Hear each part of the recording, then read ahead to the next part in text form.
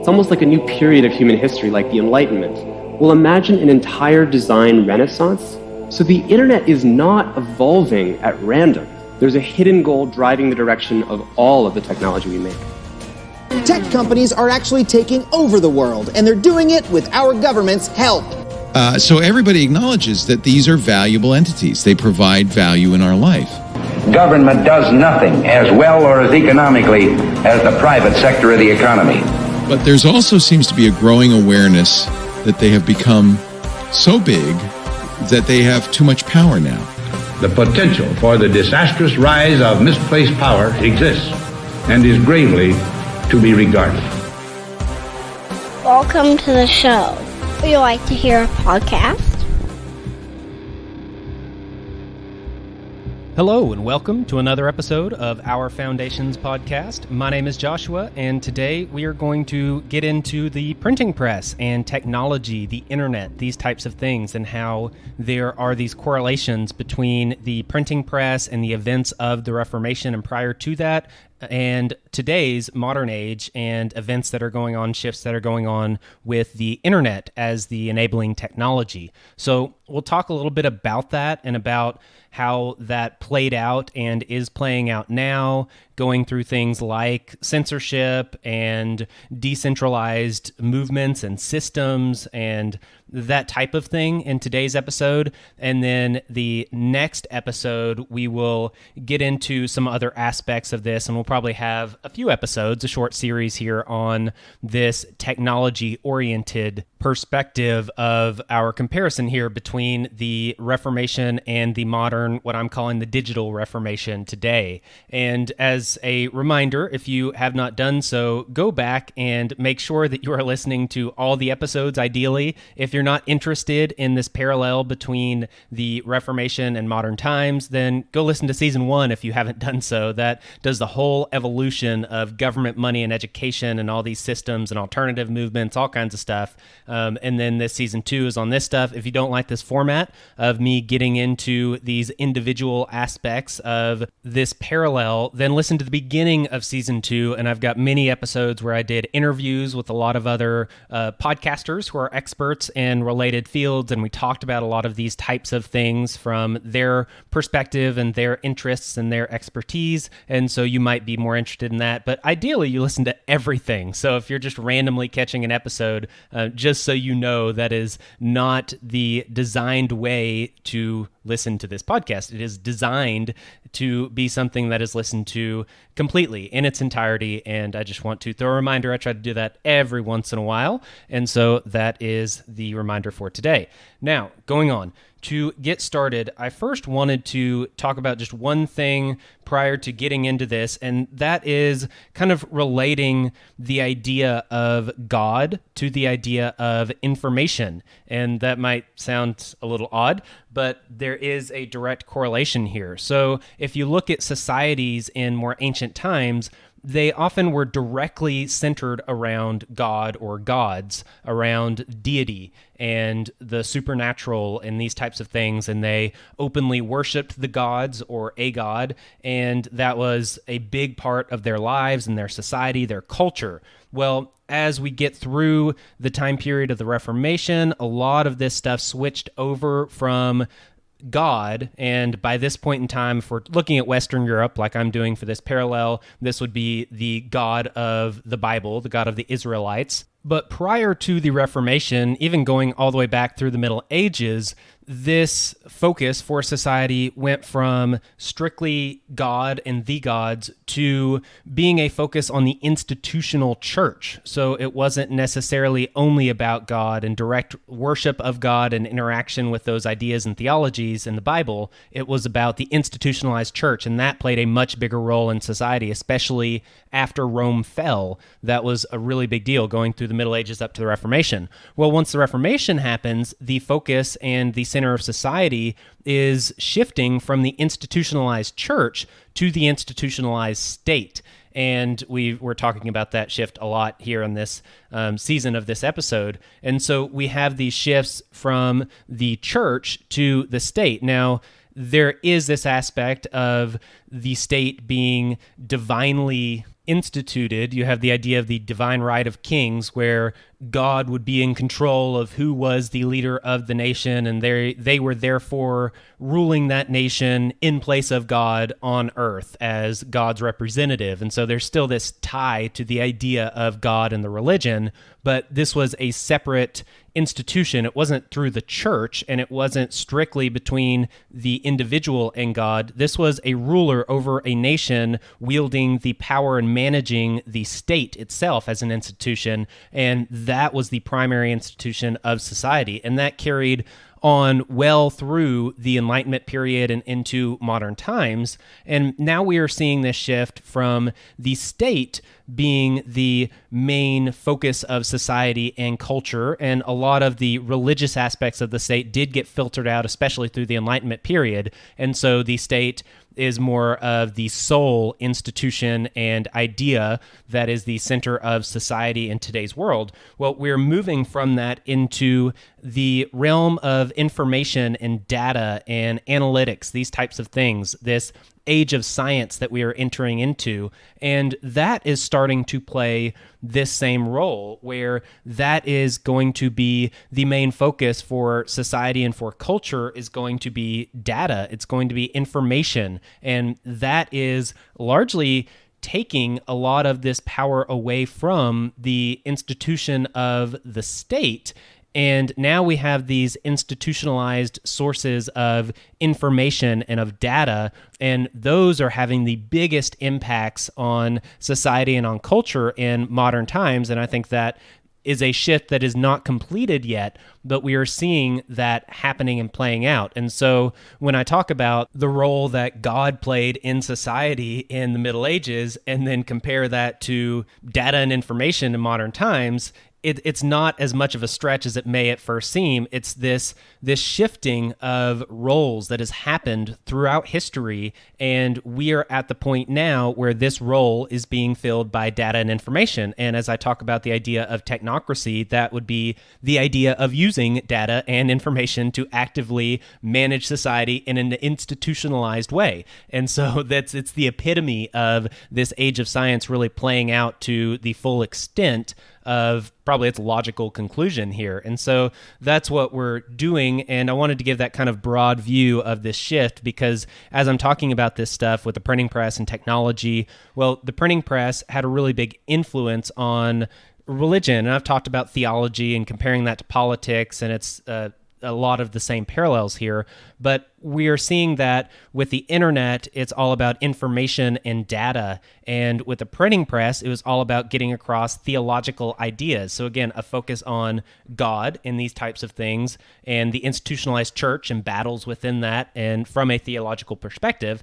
And now it's more about the data, about the information, and there are some battles with the institutionalized state, and that's the parallel there. And so that's how kind of everything ties together from that perspective when we're looking at the role of technology then and now. So the first thing I do want to highlight is that with these big movements in world history, typically the big movements don't happen until everything lines up. And one of those things that need to line up in the majority of big movements throughout history is that technology needs to evolve to a point to where it can have a big impact and enable whatever this big event is to happen. And the obvious thing would be that for the Reformation, the printing press really needed to be there, or something equivalent to that, so that these ideas could spread, and so that people could interact with the Bible and with these theological ideas and debates that were going around. This was needed. The technology needed to get there in order for the movement to really take hold and gain steam. And the same is true today. In order to have some big shifts politically and culturally and in our modern society, we had to have, and we have to have, the internet, because we have to have a way of breaking down these national barriers of getting access to all different kinds of information and getting it directly from the sources. And these are, it's kind of the underlying foundation that needs to exist in order for a big movement and a big shift, a big event to take place. And I believe that we are in the middle of that, and that is enabled through the technology of the internet, and the evolution of this technology is finally at the point where it can actually be there as the foundation for these big movements that are happening. And so that's kind of where the stage is. That's how the stage is set right now. One of the big impacts of the printing press and the internet now is the shift in the institutional model, so to say, of dealing with information. There was this change as the printing press came out and became more widespread. It was a change from centralized power, or more of a hub and spoke model, to a highly decentralized and autonomous model. And so the idea here would be that the hub and spoke model would be that you have a hub in the middle. Just picture a giant wagon wheel, and you have that circle in the very middle. Well, that circle holds everything together, and then you have those spokes that stick out in all directions from that circle, and those are all attached to that one circle in the middle. And so it's highly centralized by that singular source in the middle, and the spokes all come out of that. And that's the hub and spoke model. And that was how information got out before the printing press was more widespread, where typically you'd have the church, and that was the hub in the middle, and it would send out its opinions, its sermons, its views, its points on theology, but also on philosophy and statecraft and all kinds of different things, how you were to live, all of these types of things. And the church would send it out through all these various modes and ways of getting it to the people, and they would receive this information. And the king would do the same thing, or whoever the lord of the land was, whatever his title was, they would be that central hub, and then the information would largely spoke out from there. That was the model that was active prior to the printing press coming about. And it's the same in modern times. Before everyone had access, or mostly everyone had access to the internet, we often had to get the information from a more centralized source. And so you had some sources like schools and universities, you had libraries, you had these certain sources that would have access to a lot of this information. And then in order to get to that, you would have to get to one of these hubs, and you would have to get to one of the spokes that came out from a centralized hub. And again, it's this hub and spoke model. When the printing press came out and when the internet came out, this model was broken. You now have a decentralized and autonomous model where you had lots of different people that would have a printing press in a given town. Usually there was only one per town,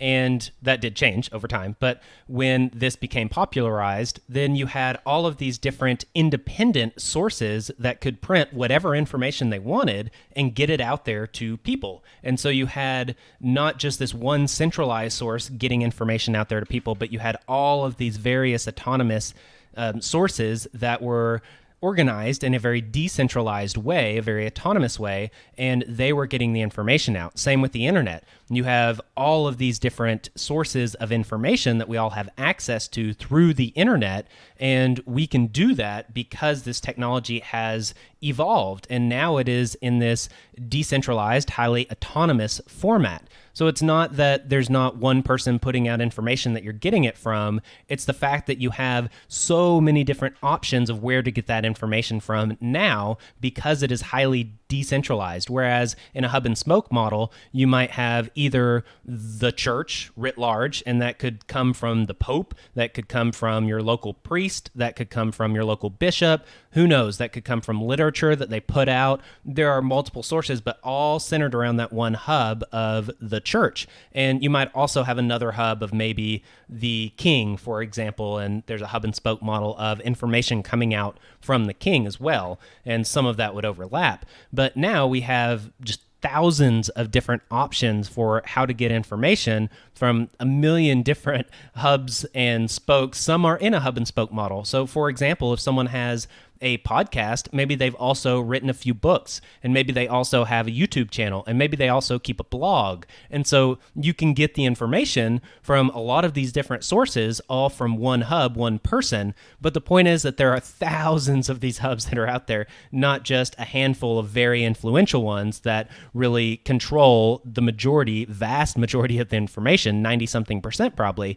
Whereas now, each hub, even the really big ones, they only control still a very small amount of information, and we have access to so much more. With the printing press, it was the same way. There might have been some printing presses that put out a lot more pamphlets and books and things like this than other printing presses, but there were just so many printing presses and so many different outfits that were out there and options you could go to that none of them controlled a gigantic market share of information and of controlling that information. One of the really big advantages to this is that this type of model is very censorship resistant. So when you only had hand copies, then there are very few copies of books and of information that is written down, and it's fairly easy, relatively, you can put easy in quotes here, to ban. And so if you had information that the church didn't want to get out there, they claimed it was heresy, there may have only been a few hundred copies of books out there, and they could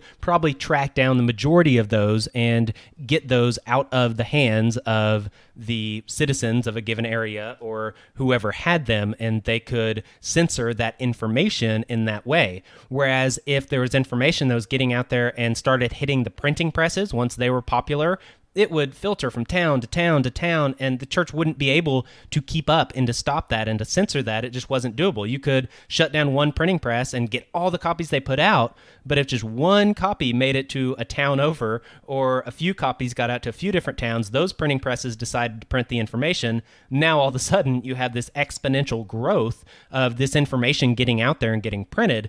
That's very difficult to shut down and to control. And so this new mode can disseminate just about anything without really having to worry about censorship. We look at this a lot with the internet, especially when the internet first came out and first became popular. There was just so much information out there and there was no centralized source. And so it was very difficult to censor anything, really. That was a very hard thing. You could shut down an individual website and someone could just pop up another one or 10 more that talked about similar content, similar information. And so without the more centralized hub and spoke model with just one or a few of these wagon wheels, so to say, hub and spoke systems, now that you have so many of them, it's just nearly impossible to actually cut off the flow of information and censor things. And so that is one of the huge benefits to having this new decentralized type of model. And it's also one of the challenges because there is going to be information, obviously, that a lot of people don't want out there. And if it can't be censored and can't be controlled, then a lot of people would view that as a problem. And so we do see those issues coming up now as they came up at that point in time. Well, when you have these new technologies that come up and these new options and modes for getting information out there, you do typically start to see alternative movements pop up where they wouldn't have been able to before the technology evolved. Like I talked about, the technology evolves to a point where it can enable these big things to happen, these shifts to happen in society. Well, this typically does happen as new technology, groundbreaking technology, very innovative technology comes into play. It's very influential, and you typically do see the rise of alternative movements because now they are enabled through this new technology, and that's usually kind of the beginning. As the technology really starts to take off, you have these alternative movements that are using that are getting their voices heard where they couldn't have before. These movements are picking up steam where they wouldn't have been able to in any way before. And so this is a typical thing that happens as technology, very influential technology like the printing press, like the internet, comes into being. You see these big things start to happen. Well, the problem is that then often these technologies are then co-opted by the powers that be, and it's often a slightly different set of powers that be, where the old set kind of lost control because of this technology that came out, or partly because, at least, and partly because of these movements that are going on. And you've got other powers that be that were starting to rise up and that are looking to gain more power, more influence in society, and they often can co-op this technology and these movements much easier than the old institutional players. And then this same technology that enabled these alternative movements and enabled these changes to start to happen is then used against the alternative movements once they are co-opted by certain powers that be that would like to build their influence. And so they can use this technology to slightly do these alternative movements like had started at the beginning of the technology as the technology came out. Let's say for the example of the printing press with the church, these were the alternative movements that came up. They were alternative movements against the church, anti-establishment movements against the church, and the printing press was used for this and disseminating these differing theological opinions. And then printing presses as a whole often were co-opted by the church and by the political leaders as well. And this ended up being used largely to push the idea of the state and the propaganda of the state. Now, it was also used by the church. So when you have the Counter-Reformation, the church was using the printing press to get a lot of this counter-information back out there and combat this crazy movement that had taken off that got huge. It really blew up. And the church was able to have some very effective moves against that with the Counter-Reformation. They were a little late on that, but they were able to do that. But by that time, a lot of these ideas of using the printing press to get information out there to persuade the public, these had already gotten into the hands and into the minds of a lot of the secular leaders. And I say secular, typically all of them claim to be linked directly to the church or to a like-minded institution, whether it be one of the new institutional churches that popped up through the Reformation or whether it be the traditional Catholic Church. But they were still secular rulers. They were rulers over the nations or what would become the nations. And so they started to largely use this and would use this sometimes against the church as well, especially if they broke off from the church. Then they would use this mode of propaganda to basically legitimize their point of view and say, well, this is why we broke away, and this is why it's a good thing, and this is why the old Catholic Church was wrong, and they were corrupt, and whatever it was they were saying, they could get all this information out there. But then they could also get the information out there of, well, this is why we are the legitimate rulers. This is why you need to obey us and listen to us. This is why we have the right to rule over you in our country. This is why our country is so much better than every other country out there, and all of these types of things, so they can solidify their own place in that society and as rulers, as well as use the idea of this movement against the church to further solidify their position. And so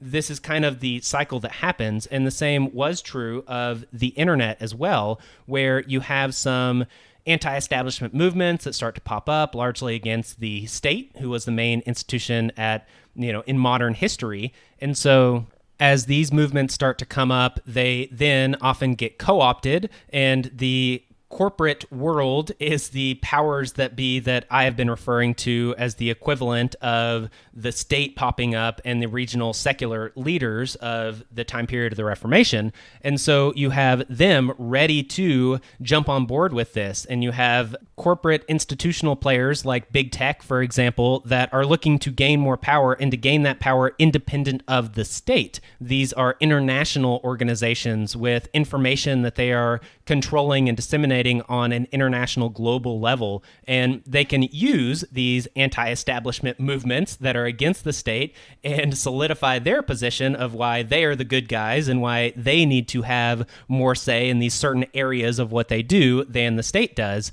and why the state is bad and corrupt and whatever else in these certain areas. And so they can solidify their position that way. You still have the state trying to do this counter-reformation as well and start to control things a little more and put out counteracting information. The state largely controls the education system, so that's one of the really big ways that they do that. And so they can have some success, just like the church had a lot of success with the Counter-Reformation.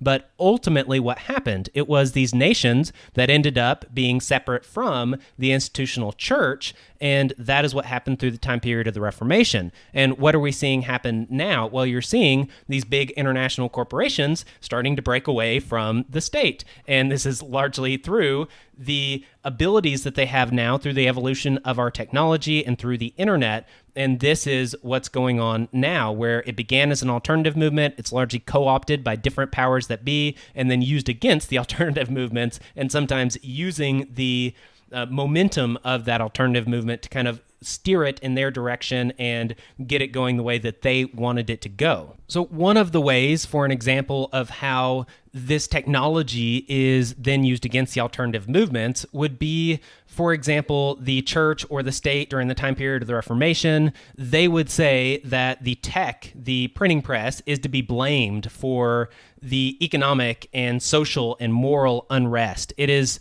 this printing press and all this new stuff that's getting out there, this new information, and people are falling for it, and they shouldn't be. It's tricking them. It's taking advantage of them. It's the technology that is to be blamed. And so what we need to do is take over that technology so that we can make sure that what information gets out there is proper and is true and is what is good for all of the people. And that is an excuse that is used by the state and the church to take control over a lot of the printing presses and over a lot of the information that is being printed, and that can be used as an excuse. Now, as I have mentioned before, once you have a decentralized autonomous model for how this stuff goes out there, you can never fully censor that, but you can get a lot of control and you can take some of that and censor some of that. And that did happen with the church and with the state. And we see that happening today, both with the state and with big tech, for example, where you do see some information getting censored. You have a very popular video that might contradict something that the state is saying,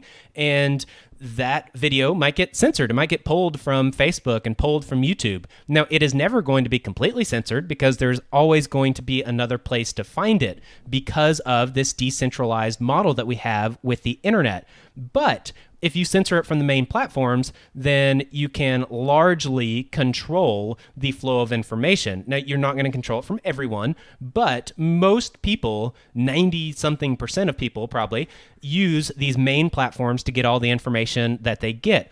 Just like in the society of the Reformation time period, most people got all of their information from a small number of sources, their local church being one of them. And so if you shut down information at those main sources, it's not like they couldn't get the information and that it just disappeared and it was completely censored, but it was much more difficult to get access to that information. It didn't flow through the culture and society in the same way. And so you would have semi-effective censorship that is largely effective. And that's what we are seeing today, again, where information is being censored. It's largely being done by big tech, but also being done by the state. And it's the same excuse that is being used, that the tech is to blame for a lot of these economic issues, a lot of the social issues and moral unrest. It's things like maybe pornography or a site like the Silk Road, where people would buy drugs and weapons and things like that that are illegal. And it's this technology that is to blame for this. And so what we need to do, at least what we are told we need to do, is to centralize this model so that we, the state, or we, the corporations, can have more control over this and we can actually censor this. And we're censoring it for your own good. You want us to censor this information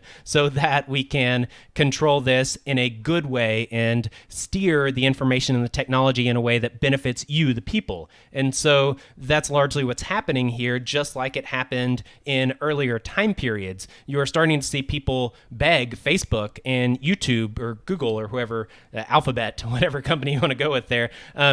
People are asking these companies to self-censor the content on their platforms. And the state is doing this as well. And so this is something that is happening now, just like it happened then. And it is a model that seems to be very effective, even if it doesn't completely shut everything down. And we are also seeing a lot of that control being held in the hands of these main platforms that people access information through, like the ones I just mentioned. You've got Instagram and Facebook and Google and YouTube and Twitter and all of these different things, mostly all owned by a small handful of tech companies. And so a lot of that power, a lot of that control is in the hands of big tech. And so there is that shift that I had talked about of shifting from the state to the corporate world. And as we talk about the data and information technology, that aspect of the corporate world would largely be big tech. And so this is what is happening happening. This is how the technology is being used and how the movement is